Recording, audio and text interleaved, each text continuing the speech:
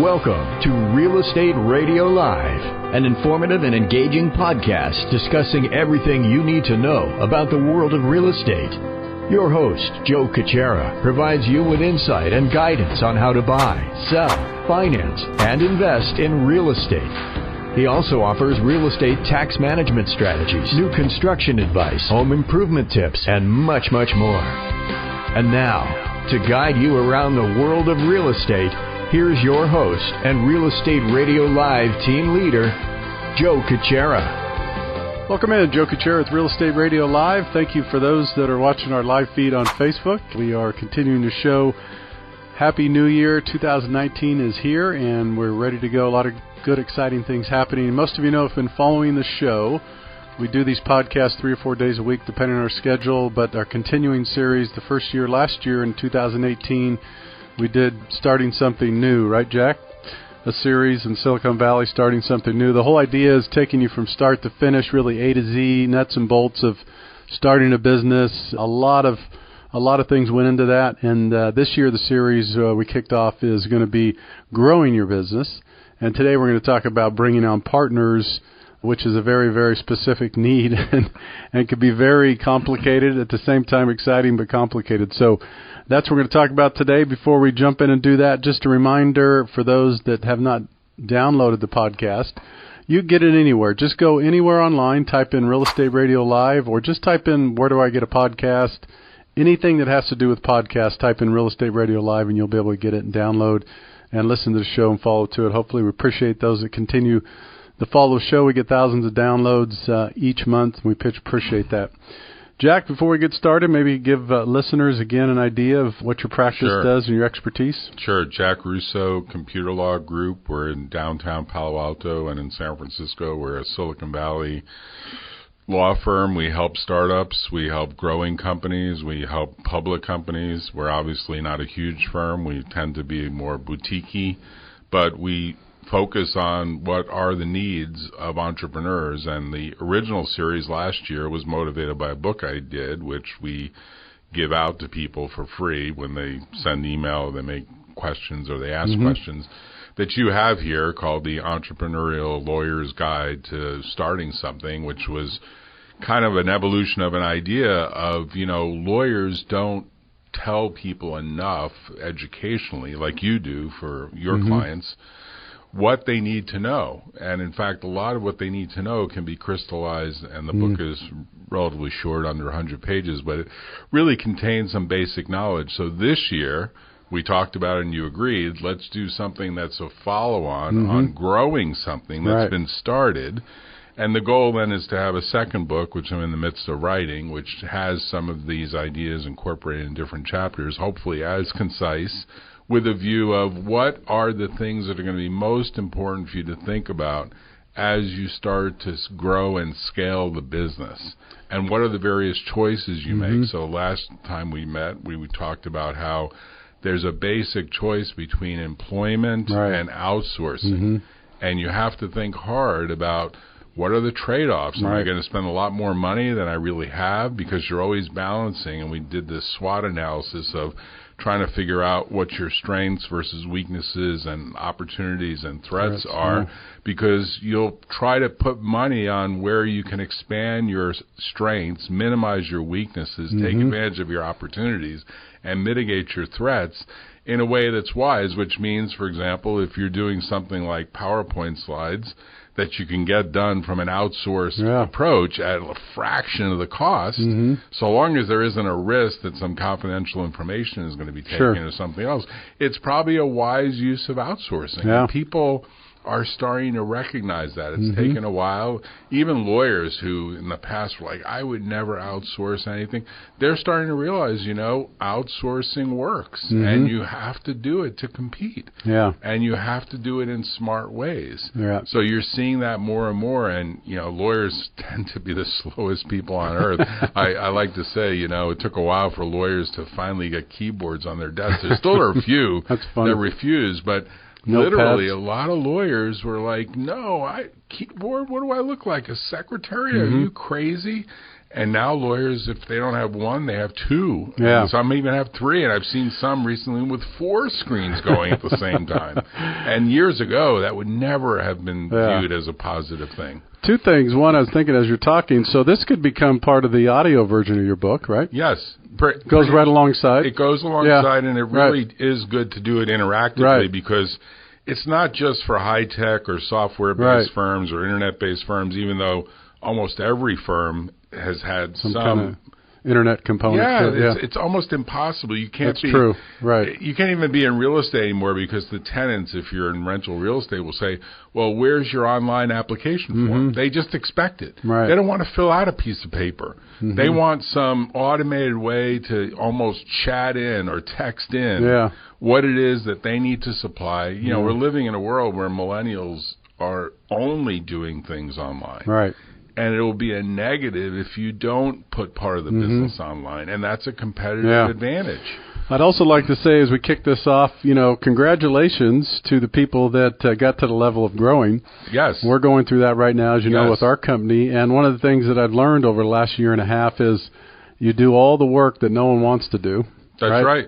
Setting the platform, getting the people, raising the money, going through the headaches, trying to figure out what model works, what doesn't, who your customer is, all that. And the exciting part is when you get to a point, well, hey, this looks like it's ready to work, and we've got some customers giving us the thumbs up. That's right. So just to get to this point. Yes, it's a major success. I mean, I was in a board meeting this morning. Literally, we started the company, 3 of us, I think 4 of us. The 4th guy ended up leaving. A small company that's now looks like it's going to be $1 billion or better IPO, maybe $10 billion. There's 14 people in the boardroom. Wow. I was counting them. And one was connected from Boston, a big VC firm in Boston. I'll keep all the names out of this to protect the innocent. Yeah. But basically, dialing in, spending a lot of time talking about the projections and trajectory of this company that started on a shoestring. I mean, I think I cut the first check to them. Exciting. How many years ago? This goes back probably 7, 8+ years ago. That's remarkable. And we were reviewing the progress and how the company went from like its first 100,000 in sales to its first million to its first 5 million, and then the first 10, 15, 20, 25, 30, and then it keeps going on, and now they've got a big projection. And of course, you look at that and you say that's the beauty of entrepreneurship. Right. It creates this valuable job, 160 employees going to 200 employees in 4 different countries with offices essentially around the world. So interconnected offices, and they're very tech savvy, and it's of course a high tech company. That's a lot of what I do, but it could apply to a real estate company just as well. And there probably are real estate companies. I'm sure there are real estate companies that start with a single building, and all of a sudden they've got a portfolio of $1 billion worth of buildings throughout the world. Absolutely. Right? So bringing on partners, let's kind of start right from the ground level here. What are some of the things that these companies need to think about? I mean, this is a process in itself. It's a huge process, and it's courtship, like, dating. It's like getting married. I mean, it is as important, and you'll hear VCs who might be funding the expansion, but I like to talk about it even before VCs. Well, you can view a VC as a partner. You can view an angel investor as a partner. You can view a board member as a partner. But I'm thinking more about someone who's coming in behind the CEO as like the chief operations officer. So I'm thinking about someone who makes sure the trains are now running on time, the dogs are eating the dog food, the product is getting shipped on time, the customer support team is working, stuff is happening. So if you take a guy, and he wasn't the original founder, but everyone treats him as such, like Elon Musk, we go back to him all the time, just like we go back to Steve Jobs, and say, there's a visionary. He had this idea of electrifying a car, and then, of course, they acquired a company that provides electrification of homes via solar panels on roofs. So they have this whole vision of electrifying the world through solar. Okay, that's the big vision. The CEO is the visionary. Now, he's also an engineer. So he's got a lot of the COO talent in him, but the job becomes overwhelming at some point for one person. I mean, you look at him, and he was sleeping at the plant, I guess, and the board said, look, you got to add some additional people. at the top level, side by side to you. Well, you really should be doing that a lot earlier. Now, that business has a lot of people, and it's got a lot of venture money, a lot of bank money. But conceptually, when you start a business, it's often just one or two or three people. And then they realize, we're missing somebody who's really essential. We don't have an operations guy or gal. We've got to find that person, make sure they fit into the culture, make sure they're aligned with our interests, make sure we can meet their incentives, what portion of the stock, or if it's a partnership or an LLC, what portion of the equity do they want? Is it fair? Where have we grown this company to? How much are we splitting out? How does the voting change? Because everyone then gets votes, and how are we going to position the team? So there's a lot of sort of dating, courtship, all the things you said, and then there's documentation of the relationship in a way that, like a prenuptial agreement in the marital scenario, has to anticipate, look, if this doesn't work out, let's figure out what we're buying back the share at, and let's try to make sure, and this is the sticky part of this that gets contentious or could get contentious, we don't want him to learn or her to learn everything about our business and then go out and compete with us. There you go. And that happens.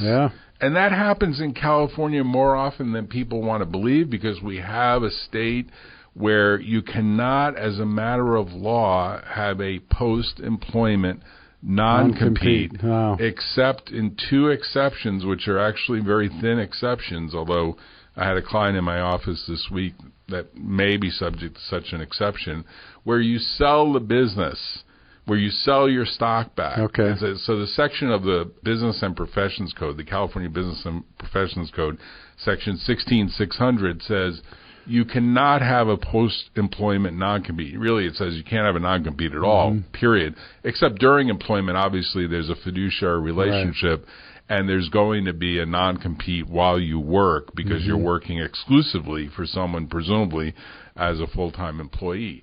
Well, once someone leaves, a lot of people believe, well, they can't go into competition with me. That's unfair. The truth is, California and a few other states, not all, sort of relish this idea of, hey, if they can do a design around what you've done and come up with something new and better, that's fine. You could argue Apple computers spawned out of seeing some of the stuff at Xerox PARC. The user interface for the Macintosh was arguably based on the user interface of the Xerox Star. But they did it in a better, lower-cost way, without violating any patents and without violating any intellectual property. Put a footnote on that because there was some litigation about that. Not taking any trade secrets, not using any trademarks, not violating any trade dress. If you do it all the right way, not taking any confidential information, but really independently re-engineering and recreating. And, of course, Jobs did it again. Unfortunately, he did it while he was still chairman of the board of the company, which was obviously not correct. But he started another company that was essentially the higher education version of the Macintosh that became the next brand. And, of course, in the only could happen in Silicon Valley kind of story, he sells that company back to Apple and comes back as the CEO. I mean, it's such a rich story because it tells the tale of how Silicon Valley and California inspire people to do creative work. Didn't he go to work for Pixar? He started in parallel with another company called Pixar. It's done really, really well in the animation business. I think that got sold to Disney for a small fortune. So his wife now runs a charitable institution that does some great work, great philanthropy. Amazing. But literally another billionaire story. Of course, he didn't live long enough to take advantage of it all. Too bad. I mean, it's a shame. But a lot of value creation, a lot of new employment, a lot of new innovation. And California, because of this section of the Business and Professions Code, it is argued that there's a regional advantage for starting a company in California because the law doesn't get in the way. And I sent you, which inspired this sort of talk today, that Massachusetts, which has been almost the opposite of California, Massachusetts allows you to negotiate a non-compete. The Massachusetts legislature this year, really they debated it last year, decided, well, maybe we're making a mistake. Mm-hmm. Maybe we should have a statutory reform of our non-compete law, because judges are enforcing non-competes in Massachusetts based on historical law. So they rewrote their statute to say the non-compete in general can't be longer than 1 year unless you're selling a business or you're doing one of those exceptions. So they're recognizing, and this is the experiment that exists in the United States, that we have 50 different states that could have 50 different sets of laws applicable in each of the states that are kind of an experiment. Right. So the experiment in California was, we're going to let people compete. We're not going to let lawyers write non-competes except in very limited circumstances.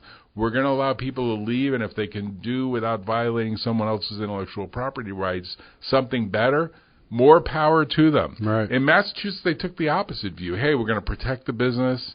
We're going to protect the goodwill of the business. We're going to say, hey, if that person left and they signed a non-compete, the non-compete is enforceable unless it's unconscionable or unreasonable or too long or too extreme, which, some people get crazy and try to prevent someone from ever practicing their profession. So there's lots of litigation about that, and the Massachusetts legislature is starting to recognize, well, maybe California has an advantage that Massachusetts needs to copy. Very good. In some ways. So on partners, you could argue, Jack, that in many cases, your partners, the people you bring on, in many cases are more critical than the business, the product, the service itself, right? Because, if you don't have the right people, I know it's a cliche, but you could have the best software, the best product, the best service, and if you don't have the right partners operationally, sales or whatever, there's a chance that your people are so foundational, and most people start to realize that selecting the right people is the most valuable and most difficult thing. I like to say, if you were to stack a pyramid, foundationally, obviously you got to keep your health, like you have to stay healthy, but Dr. Lee Suter, my wife, is going to crack up because I like to say, there's 7 essences in life, and I won't go down all the 7 essences. You've heard the story. But foundational is what I call HQ, health quotient. And health quotient means not only the health, both mental and physical, of yourself, but of the people you choose to be part of your practice, your profession, your firm, your company, your business. If you don't work together in kind of a sane and sober and, really productive way, a competitor is going to eat your lunch. Good point. We're in a competitive economy. Right. California in particular inspires competition. So foundational, in my book, is people that are going to do well in a healthy way together. And just one person, I have a client that likes to say, one bad hire can destroy 100 really good hires. He used to say 10, then he expanded it to 100. And his view is, I'd rather have a small team that is of crack capability than a big team that's going to, be stodgy and unable. And, a lot of people don't believe that. They think throw a lot of money at something, just get as many people on the field as you can. And, if you've played baseball, so know you have 9 good players on the field, it doesn't matter. Your bench is less important than if you have garbage on the field and you have garbage in the bench. So in many ways, this foundational thing is more valuable in some ways than even the next essence, which is IQ and intelligence. So Google captures a lot of really intelligent people. I hear stories all the time from Google ex-employees, Facebook or soon-to-be ex-employees, Facebook ex-employees, or soon-to-be ex-Facebook employees who say they're really smart people, but we don't get along. And it's unhealthy. I could see that. And it's toxic. And it's too stressful. And the money isn't worth it. And I'm shortening my longevity. And I don't want to die sitting behind a terminal. I could see that. And it's a big deal to them. And we're starting to see a culture that's far different, I think, than the way you and I grew up, which is, hey, you got to earn a living, you got to take care of yourself, you got to plan for retirement. I think the new culture is, you got to kind of live healthy for today. Seeing a lot of that. Good point. Even this partners, bringing on the right partners, is even as critical. And you would say that many cases, Jack, the right team of people have a better chance of getting the money versus what they're doing. In other words, if you have a guy or a person or a gal that brings a team and says, hey, we got this vision, we're going to start ABC. And there could be a chance that they're ho-hum on the idea, but they see the team, right? A lot of times VCs and in particular angel investors will say, we know there's going to be a pivot. We know there's going to be a plan B, maybe a plan C. Right. We're looking more at the talent and whether they can throw the ball and catch it together and they get along and there's synergy and they know how to pass and they know how to do the basic fundamentals. Right. The market may not be right. You know, Intel almost completely failed. In fact, arguably failed twice or maybe even a third time before they moved to microprocessors. They started with static memory and then the Japanese or the Koreans or some foreign country subsidized static memory and wiped out that business. Wow. And literally Intel then moved to dynamic memory and then like China took over dynamic memory and said, we're going to do it a lot less expensively. And then luckily someone said, you know, we could take the memory ideas and consolidate it with the CPU. That became the Pentium chip. That became Intel Inside. That became the successful business. You know, there are a lot of times the team will pivot once, twice, sometimes three, sometimes even 4 or 5 times as they figure out the product market fit. And it's like, how the heck can they get funded over and over again? They're failing. And the answer some VCs get, they're going to figure it out. Right. They'll figure it out. That's true. If you've got that sort of crack team, and they did, you know, these were a bunch of guys that had previously worked at a big company. They all spun off. There was litigation. They got over the litigation because of this very California's Business and Professions Code 16600. They were able to say, you can't have a non-compete. You can't stop us. I give you an example. As we're talking about this, I think about, you know, in the football term, you see what Bill Belichick and the New England Patriots have done over the last several decades, right? It's amazing. If you do it on a business analogy, if Bill Belichick left New England Patriots and sent him to start a whole new business with my team of people, he'd have investors backed up behind him, lining up to give him money, right? You know, the story that's told that's really an interesting story is, and it's in that book that was done called The New Thing, where the story was about how one of the original founders, I want to say it was one of the original founders of Netscape, I might have the company wrong, but it was essentially a company that did really well and had $1 billion plus IPO back when $1 billion was a lot of money. Not too long ago, but back when, you know, there weren't so many unicorns out there.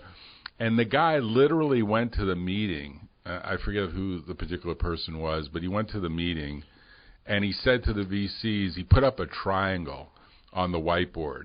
And just the way I'm drawing a triangle, he said, we are going to do for healthcare with automation what no one else has been able to do between the patient, the doctor, and the government that's footing the bill. And he put those 3 names.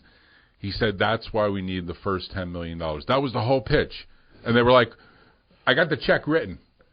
The guy was like, I've got the team. I've been successful before. I'm a serial entrepreneur. And it's described in this book that was written a number of now decades ago called The New Thing or The New Next Thing, in how literally in a 5-minute whiteboard presentation with a triangle, all he did was say there are differing interests between those 3 and automation. So just think of like Intel Inside in the middle with a lot of great software and internet capability. We're going to make this work. Of course, that business ended up failing. Or it didn't fail. I think it became WebMD and then got sold. But conceptually, it was not. It was not what WebMD is today, which is more of an information system. It's much more like what athenahealth has turned out to be today, a relatively unknown but now public company that kind of took the view of there's a problem in healthcare. We all know there's a problem in healthcare. We know there needs to be more automation in healthcare. We know that we need to bring more computers and software into healthcare. No one's done it perfectly yet. athenahealth, to some degree, has carried out the vision of what WebMD was supposed to carry out. That's a great story, but can't you cite hundreds of those and maybe thousands of companies that were first entry? The one that comes to me because I'm focusing on my business is real estate. So the first company to really take hold of, say, we're going to change the real estate world was Zillow. So what happened is they didn't change the real estate world, but what happened was they became this huge, you know, database now of people that go to them for everything. And so they have all the eyeballs, and now they turn out they're selling leads to everybody. Right? Right. And who knows what else. They still haven't made money 15 years later. It doesn't matter because people believe it will turn into something great. Right. And in many ways, you could say what they saw was that the multiple listing service, that gigantic database of valuable information, was locked out of consumer reach. Right. And they said, that's crazy. People, particularly millennials and for sure Gen Z people, youth, they don't want to call and talk on the phone to somebody. Right. They want to get instant access. They want to know what's the approximate value. They think that's crazy. I have to go through an agent. I have to hire an agent. I got to get wined and dined by an agent. I want to know myself. I want to do my. You know this in your business. They do a bunch of research. They know what the rates are before they even call. That's Years ago, people would call and say, "Tell me the rate. Tell me the amortization. Tell me what my monthly." That's over. It's gone. The internet. It's a little bit like being a lawyer. I can tell you the stories behind 16600, but you can go and search non-compete California on Google or Bing or Yahoo or any other search, and it'll tell you a lot of the storyline. You're not going to get it in the same hilarious format, but you're going to get it. That's very true. So we have about 4 or 5 minutes left. I want to make sure, so bringing on partners, as you're listening to this, understand that it's so critical. So I guess what I want to try to cover, Jack, and talk a little bit about dialogue back and forth before we leave today, is how do you go about finding the right partners? Is it, referrals? Is it networks? Is it, meeting with people? Is it your gut? Is it all those things? Well, what I'd like to do, I'm going to answer the question, but I'd like to bring on the show, and hopefully he'll agree. I won't use his name, but he's an expert in the sort of whole area of headhunting businesses, headhunting for talent, and he's been hired by a lot of executive recruiting, and he's been hired by a lot of companies to find talent, and he's really good at it. And he notes that even that business is starting to recognize how important automation, beyond LinkedIn, real, sort of imagine LinkedIn as the multiple listing service. Another use of AI. Another use of AI with intelligence from a human. What are the traits we need beyond just what's on the resume? Because you've got to have people that have certain consistent capabilities with each other. You're filling a role where it's not just what the education is. It's not just what the previous work experience is. It's not just what the person professes. It's how well does that synergize with the rest of the team, and in particular with the original founder or founders. Right. And I can tell you that an example of this is when you're hiring someone, for example, in sales, and we've talked about this, should you outsource or should you hire? A lot of people these days are outsourcing a lot more before they hire because filling that role tends to be, just like filling the chief operating officer role, tends to be like very difficult because you have to have someone that's a go-getter, but they also have to understand the company doesn't have unlimited resources for advertising, doesn't have a huge budget for marketing, so you're always trying to balance and juggle because the more cash you take, the less percentage ownership and the less percentage control. And for a lot of founders, they take too much cash. They burn through it, making a lot of mistakes. They're not as judicious as they should be. And the unfortunate fact is they lose control of their company. We see those cases all the time. I was in control of my company, and then I got forced to take this. Well, maybe I didn't get forced. We burned through 3 or 4 different, COOs or 3 or 4 different VPs of sales or some other. And that churn of talent has a huge cost beyond just the lost compensation. The knowledge cost, and then sometimes you end up with a competitor, as we've talked about. So there's those risks. So finding it is much more than just placing ads.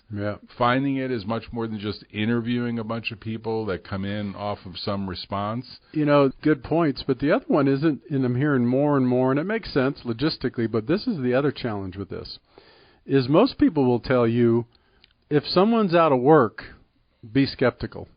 No matter what position they're in. And that might be true, might be untrue. I mean, It's not always the case. I've seen people, maybe they're taking a sabbatical or whatever. I've seen people leave because they feel like it's overstressed in big companies that wanted to keep them, and they made a quality of life decision. And then they're just cherry picking for the next opportunity where they want to see the future and be part of it. So we're talking about higher level executives. The higher level people. Yeah, right. The higher level people Right. will take their time. Right. I mean, I was with a guy today. He's done very well. He's fairly well off. He could retire. He said, but I'm in my 50s, and I feel like I'm way too young. But I'm going to take my time. And, I think he would be very persuasive in saying, good point, yeah. I have choice. I could start my own business. I like to imagine that there's some small team that's going to grow in a successful way in an area that I'm already interested in and that I can really add a lot of value to, right. and that I can help the eventual super growth of. And, that person may have like 10 different offers pending. Right. Because we have, at different levels, a talent shortage in California. As much as people like to say, well, outsourcing is removing a lot of jobs, robots, AI, the truth is, at the high levels, that talent is sought after. And those people, until they get, age discrimination starts to apply to them, and which is getting longer and longer, and because we're all living longer, and hopefully our health is all a lot longer. It's the reality is that there's a lot of demand chasing very little supply at that level. Right. And so you'll see people, and they'll take sometimes a year or 2 years to find the position. Years ago I would agree with you. I think today people are like, he made a lot of money or she made a lot of money. They decided to take a couple of years off to be with their kids. Now they're ready. They're bored. But yet if something came to them was interested in it, Yeah, right. And it's a weird thing, right? Because years ago, when I was a kid at least, if you were out of work, that was shameful. Yeah. I was like, get a job. What's wrong what with do you? Mean? Yeah. What do you mean? What do you mean you want to sort of learn how to surf?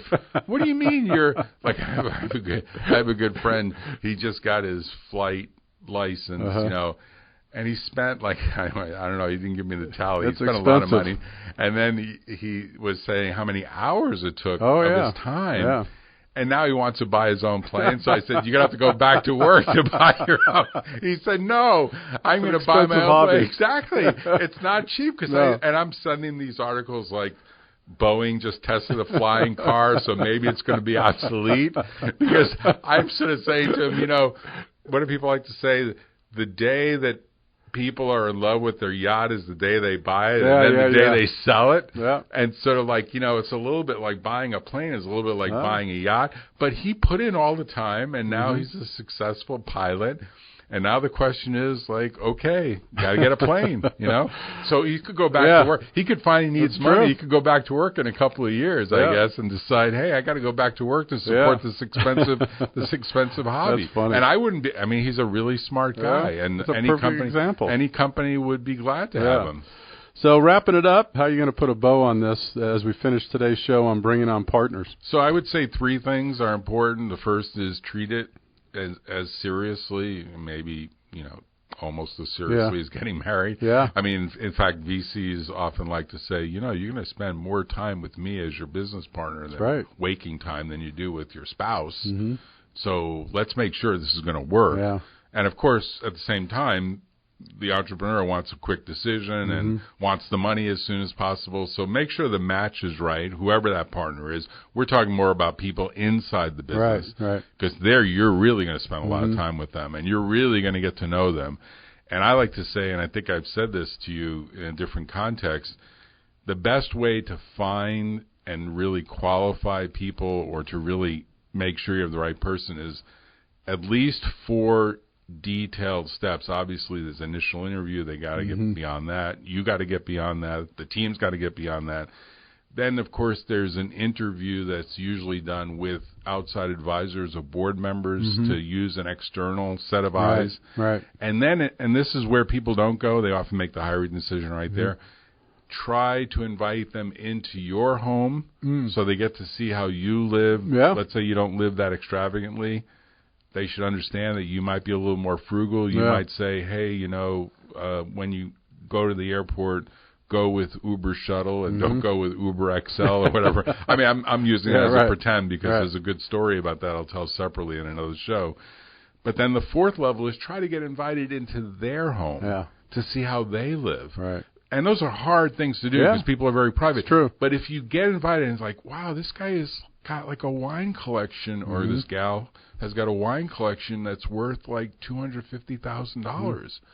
Well, that'd be a good partner. I got to imagine. Well, wait a minute. I got to imagine if they go out in a travel entertainment budget, you're going to see some $500 dinners on there with some $300 bottles of wine. And you might say to yourself, man, I didn't see that coming. Well, maybe you want to see that coming, and then you want to have a discussion about it. And, you know, it's a valid thing to talk about because little things can irk people.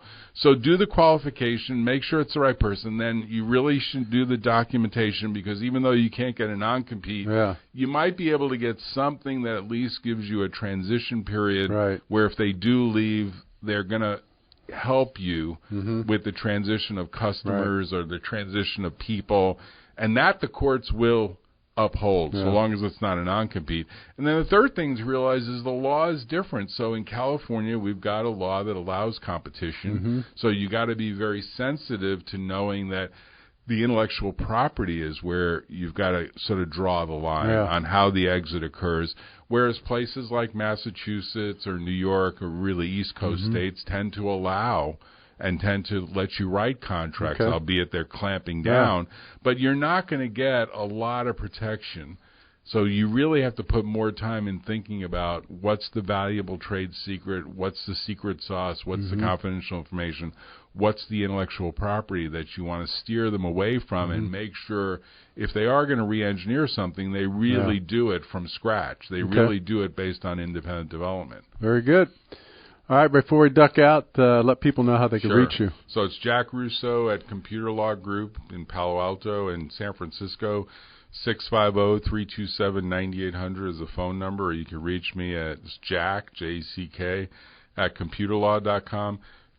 Welcome to send questions. I'm not sure I'll be able always to answer because I obviously have to actually do real work too, but I do usually promptly answer. And if you want the book, mention that, and I'll get you either a link to the book, which is available in the Kindle store for download, or on Amazon in printed copy, and Joe has copies too that can easily be sent as well. Absolutely, and Jack's on the website as well, so for more information you could always go to 𝗓𝗡Radiolive.com. That's 𝗓𝗡Radiolive.com. Thanks again for checking in. Have a great afternoon. Take care.